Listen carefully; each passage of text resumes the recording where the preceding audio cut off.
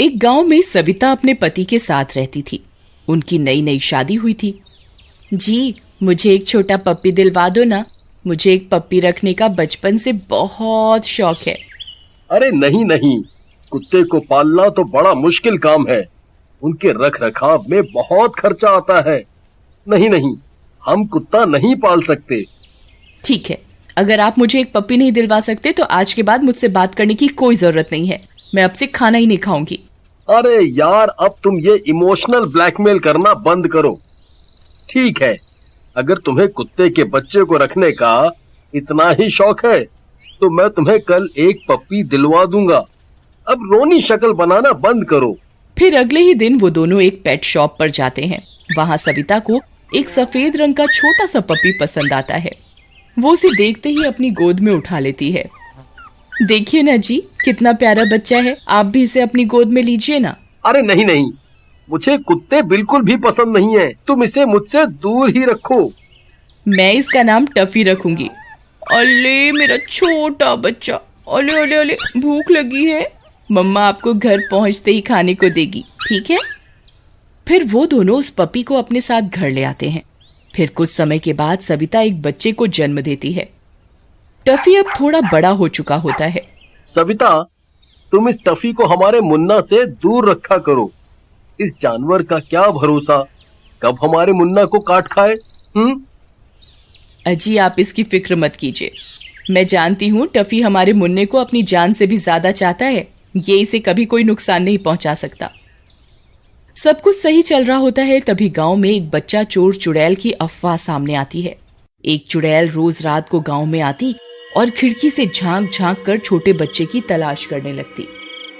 एक दिन वो चुड़ैल किसी के घर में झांक रही थी। तभी एक गांव वाला वहां आ जाता है। चुड़ैल की पीठ होने की वजह से वो उस चुड़ैल को देख नहीं पाता। अरे तुम कौन हो? इस तरह घर में ताका झांकी क्यों कर रही हो? कहीं चोरी करने का इरादा तो नहीं है तुम्हारा? चुड़ैल उसकी बात का कोई जवाब नहीं देती। तभी उस गांव वाले की नजर उस चुड़ैल के पैरों पर पड़ती है। वो उल्टे होते हैं। ये देखकर उसकी हालत खराब हो जाती है। अरे मर गए रे, इसके पैर तो उल्टे हैं। ये मैं कहाँ फंस गया? चुपचाप यहाँ से निकल लेता हूँ, इसी में मेरी भलाई है। फिर वो गांव वाला वहां से दबे पांव निकलने लगता है। तभी चुड़ैल की नजर उस पर पड़ती है। वो तेजी से उसकी तरफ बढ़ती है और उसे गर्दन से पकड़कर हवा में उठा लेती है। अरे मर गया रे। अरे अरे चुड़ैल जी, मुझे माफ कर दो। मैं तो अपने घर की ओर जा रहा था। तुझे एक ही शर्त पर छोड़ूंगी। पहले मुझे ये बता, गांव में छोटा बच्चा किसके घर है जो 1 साल से बड़ा ना हो? नहीं नहीं नहीं नहीं चुड़ैल जी, इतना छोटा बच्चा तो हमारे पूरे गांव में नहीं है। ठीक है, तो फिर तू मेरे किसी काम का नहीं है। अब मरने के लिए तैयार हो जा।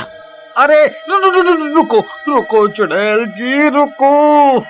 अरे यार, अब क्या करूं? अगर इसे मुकेश के घर का पता बता दिया तो ये उसके बच्चे को जिंदा नहीं छोड़ेगी, और अगर नहीं बताया तो मुझे मार डालेगी। क्या करूं क्या करूं क्या करूं? जल्दी बता, नहीं तो तुझे मार दूंगी। फिर गांव वाला अपनी जान बचाने के लिए उस चुड़ैल को मुकेश के बेटे के बारे में बता देता है।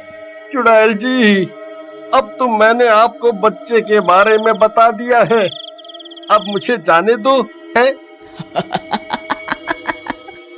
मुझे बहुत भूख लगी है, अब तू मेरी भूख मिटाएगा। नहीं नहीं नहीं। फिर चुड़ैल उस गांव वाले को मार डालती है और उसे खाने के बाद सीधा मुकेश के घर की ओर चल देती है। कुछ ही देर में वो उसके घर के बाहर पहुंच जाती है और खिड़की से झांकने लगती है। मुन्ना वहीं पालने में सो रहा होता है और टफी भी वहीं मुन्ने के साथ जमीन पर सो रहा होता है। तभी टफी को उस चुड़ैल की सुगंध आ जाती है और वो उसकी तरफ देखकर भौंकने लगता है।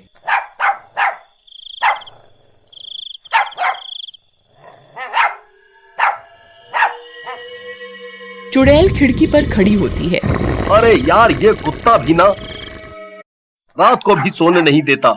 ए सविता, देखो तुम्हारा टफी पागल हो गया है, जो इतनी रात गए भौंक रहा है। फिर मुकेश उठता है और टफी की रस्सी पकड़कर उसे खींचने लगता है, लेकिन टफी अपनी जगह से नहीं हिलता और उस चुड़ैल की ओर देखकर भौंकता रहता है। अरे कमबख्त, क्या देख लिया तूने जो यूं भौंकता जा रहा है? चुप हो जाओ, सोने क्यों नहीं देता? वो चुड़ैल वहीं घर के बाहर छुपी रहती है और छुप छुप कर खिड़की से मुन्ना को देखती रहती है, लेकिन मुकेश की नजर उस चुड़ैल पर नहीं पड़ती और वो टफी को जबरदस्ती खींचकर वहां से ले जाता है और पीछे आंगन में ले जाकर उसे पेड़ से बांध देता है और सोने चला जाता है। सविता और मुकेश के सोते ही वो चुड़ैल उनके घर के अंदर आ जाती है। अरे वाह, इसने तो मेरा काम आसान कर दिया। फिर वो चुड़ैल मुन्ना को उठा लेती है और अपने साथ ले जाती है। टफी को इस बात का एहसास हो जाता है और वो जोर जोर से भौंकने लगता है, लेकिन वो चुड़ैल मुन्ना को वहां से ले जाती है। फिर टफी के लगातार भौंकने की वजह से उन दोनों की नींद खुल जाती है। अरे यार, इस कुत्ते ने तो आज नींद ही खराब कर दी है। अरे क्या हो गया है आज तुझे? क्यों भौंकता जा रहा है? तभी सविता की नजर पालने पर पड़ती है। मुन्ना वहां नहीं होता। ये देखकर उसकी आंखें फटी की फटी रह जाती हैं। अजी, मुन्ना पालने में नहीं है, उसे कौन ले गया? फिर वो दोनों घर से बाहर निकलकर उसे हर जगह ढूंढने लगते हैं। मुन्ना, मुन्ना तुम कहाँ हो? हे भगवान, मेरे मुन्ना को कौन ले गया? उसकी चीख पुकार सुनकर आस पड़ोस के लोग भी वहां पहुंच जाते हैं। अरे मुकेश भाई, क्या हुआ? भाई, हमारे मुन्ना को कोई उठाकर ले गया है। अरे भाई, वो देखो, उल्टे पैरों के निशान। ये जरूर उस चुड़ैल का ही काम है।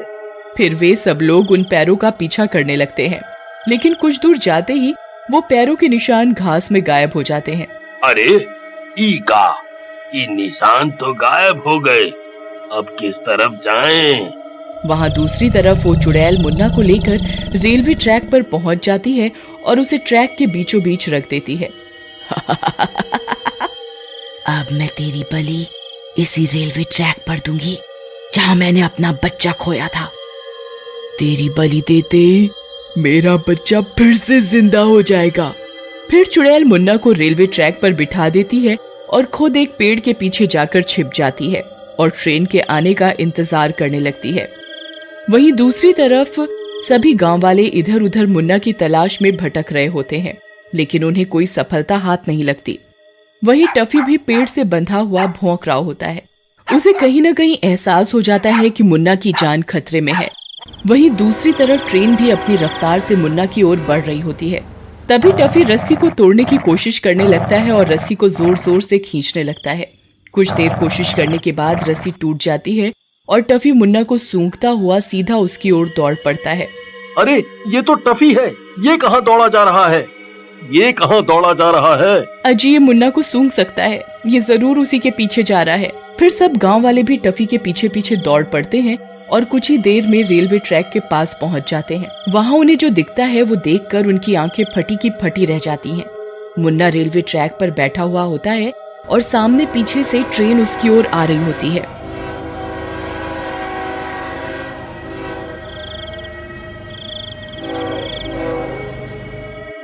अरे नहीं, मुन्ना, मुन्ना, अरे कोई मेरे बच्चे को बचाओ, अरे कोई तो बचाओ। अरे कोई फायदा नहीं है भाई, हम ट्रेन आने से पहले वहाँ नहीं पहुँच पाएंगे।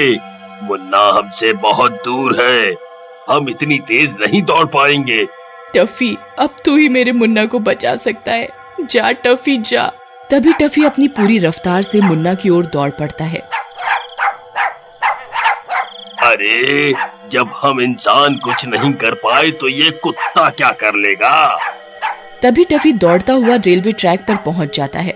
ट्रेन बिल्कुल टफी के सामने पहुंचने ही वाली होती है कि टफी मुन्ना की तरफ कूद पड़ता है और मुन्ना को रेलवे ट्रैक से नीचे हटा देता है और ट्रेन आगे निकल जाती है। सब गांव वाले भागते हुए वहां पहुंचते हैं तो देखते हैं कि मुन्ना और टफी दोनों सही सलामत ट्रैक के साइड में बैठे हुए होते हैं। सविता मुन्ना को अपनी गोद में उठा लेती है। मेरा मुन्ना, तू ठीक तो है ना?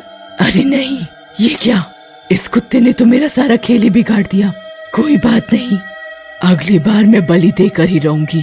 फिर वो चुड़ैल गायब हो जाती है और एक बार फिर से वो बेजुबान अपनी वफादारी साबित कर देता है।